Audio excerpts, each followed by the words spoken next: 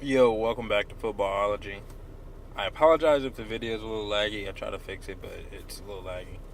I wanted to make this a quick video, mainly like a rant or things that have been on my mind for the last couple of days.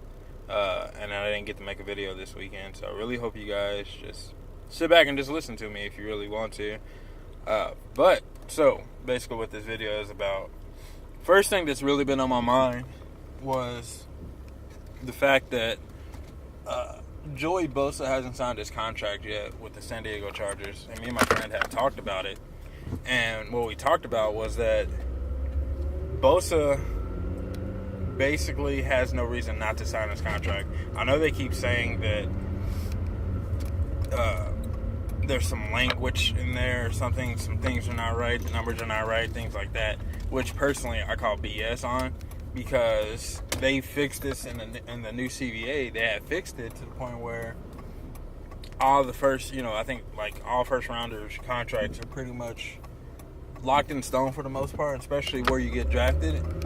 And Bosa was a top 5 pick. He was number 3 overall, if I remember correctly. So, sorry about the sun. So, with that being said, his contract is pretty much set in stone, locked.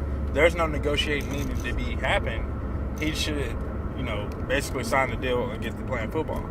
Well, me and my friend were talking about it, and basically I told my friend, I was like, at this point, it sounds like to me, he just doesn't want to play in San Diego. And long and behold, his mom comes out and says pretty much they don't want to be in San Diego, which doesn't surprise me. I don't think they care too much about being in San Diego, especially when you had all the experts basically saying that he was going to Dallas. Like, all the experts were like, oh, he's going to Dallas, Dallas needs a guy like him, he's going to Dallas.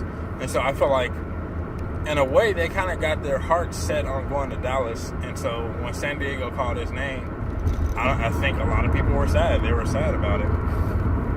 And then, like, his mom comes out and says she wished that he pulled a Eli Manning and things like that. And it was just like, that's funny, because that's how I looked at it personally. I knew that the fact that he just didn't want to play in San Diego.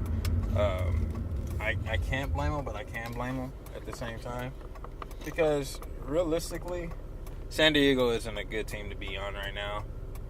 They're about 2 to 3, maybe even 4 years from being an actual quality team that is going to give you a chance to win the championship. But Bosa is young, like he's a rookie, so he actually has the opportunity to be a part of that.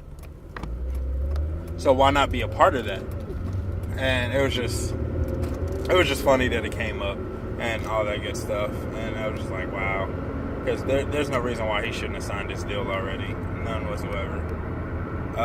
And then the other thing that was on my mind was clearly, I think that's pretty much on everybody's mind, was Sunday, the Hall of Fame game. Me being the football fan I am, and, the NFL junkie that I am, I was sad. I was really heartbroken. Like, I pretty much, cut off all communication to all my friends and everything at that point. And I said, I'm going to watch this game. As soon as this game over, I'm going straight to bed, because I did work early the next day. And so when I turned to ESPN, they're like, the game's been canceled. I thought it was a joke for a while. I thought I misheard something or something. I don't know. I just thought I heard something wrong. And so now at this point, I'm flipping around. I'm watching ESPN, flip over to NFL Network. I'm be on NFL.com, go on ESPN.com. I'm pretty much looking everywhere just to be sure the game is canceled and not a delay or just something else out of the ordinary, something crazy. But it was canceled. And I was really, really heartbroken. I was really upset. And, it was the initial shock, dang it. I was ready to watch some football. I was really excited to watch some football. Beyond excited to watch some football, regardless if it's preseason or not. And I didn't get the opportunity to watch it because the game was canceled, and it was just oh, that's so sucky. But another thing I wanted to talk about was a lot of people, when it came to that, a lot of people were bummed I was, yeah.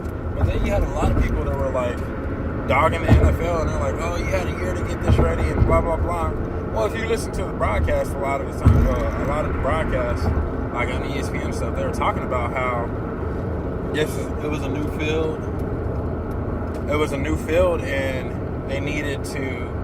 They wasn't unsure. They was unsure of how things were going to work, which I can completely understand.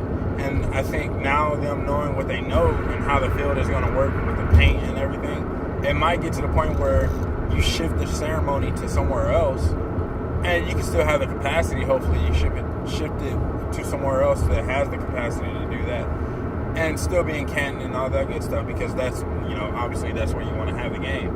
And I feel like you have to do that if you're the NFL next year. I feel like, because you can't go through this paint situation again unless you.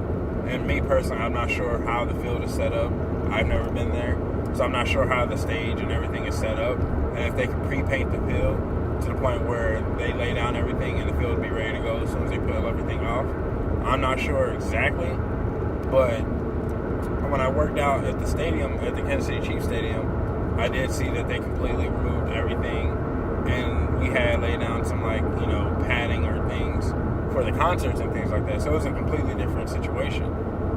So for that kind of turnover, for those kind of events, that's really hard. Like, that's something I learned last season working with the Chiefs and working at the stadium and stuff. The turnover. Oh, excuse me, hold on, I gotta get over. So the turnover when it comes to events and things like that is really, really hard. It takes a lot of people, and I think people underestimate that. And they saying the NFL had such and such and all that good stuff, but they didn't. The NFL wasn't prepared, or I guess you could say the NFL was prepared, but I don't think they were. I think they underestimated what it was going to take from like an actual labor standpoint when it came to painting the field and things like that. So once I got over the initial shock of the game being canceled, I was pretty much saying, yeah, Mike, common sense basically sets in at that point, to the point where you understand why the game was canceled. It's a preseason game, and come to find out the Colts and the Packers are going to have to play another 4 games on top of that. So, I mean, that's just even more games for them to get hurt. And I think if you're the Colts and the Packers, it is what it is. You go on about your business. And as a football fan, I've swallowed the pill, and I've went about my business, because it's not there yet. You know what I'm saying? It's like you're out in the desert and you want some water, and somebody said, hey, here's some water, and like you're walking that direction, you're like getting excited for some water, and then next thing you know, they're like, no water, just joking. And you just have to wait a little bit longer. You have to walk an extra block or 2 to get some water. But I don't know, those are just some things that were kind of I wanted to ramble on about. I got some fantasy videos coming out that it's crazy. I'm doing some mock drafts on ESPN, and it's just insane what people are doing this year. People last year didn't listen to me about C.J. Anderson. I didn't think he was a good move. People did that last year, and that was just insane, and that was just crazy. Oh my God, it's about to get crazy. Here we go. And so nobody actually listened to me when it came to that. And I think a lot of people are starting to fall into some kind of rut this year about what they should do, and listening to the rankings and things. It's like, oh my God.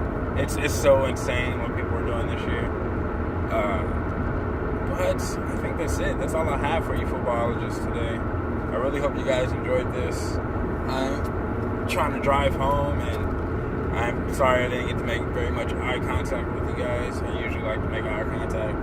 But, yeah, that's all I had. I really hope you guys understand what I'm saying, and hope you guys enjoyed it. And it was just a quick rant. I wanted to put out something. I got bored at work, and I was like, I'm going to do this on the way home. And, yeah, here it is. But I hope you guys enjoyed the video. Really, I do. Give it a thumbs up. Subscribe to the YouTube channel if you're not a footballologist yet. Become one today. And stay safe, football fans.